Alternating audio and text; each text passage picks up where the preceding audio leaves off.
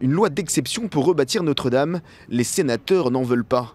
Pour l'instant, le projet de loi qui vient tout juste d'arriver au Sénat prévoit au travers de son article 9 la possibilité de déroger à certaines règles, notamment sur les questions d'urbanisme, de protection de l'environnement ou de préservation du patrimoine lors du chantier.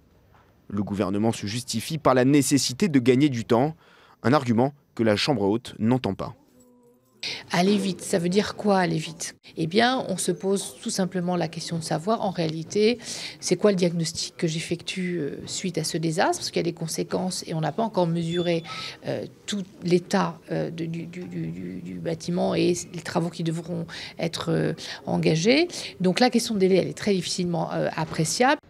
Outre la commission de la culture, c'est aussi la commission des finances qui examinera ce projet de loi.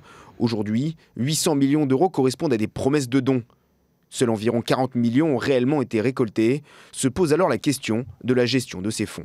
La Fondation du patrimoine, la Fondation Notre-Dame, la Fondation de France ont la capacité à gérer en fonction de l'intention des donateurs. C'est-à-dire concrètement, ils sont en contact avec les donateurs, ils peuvent leur demander où doit aller le don exactement, ils ont les mails des personnes, ce que l'État ne saurait pas faire. C'est-à-dire si l'État prend tout l'argent, très concrètement, et ensuite il se pose une question sur l'éventuel surplus, l'État ne sait pas le raffecter. Les fondations le savent, donc ce sera un des enjeux de la loi.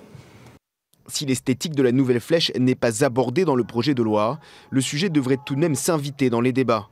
À l'Assemblée nationale, des députés ont tenté de rajouter le mot à l'identique à celui de restauration pour éviter une reconstruction trop contemporaine.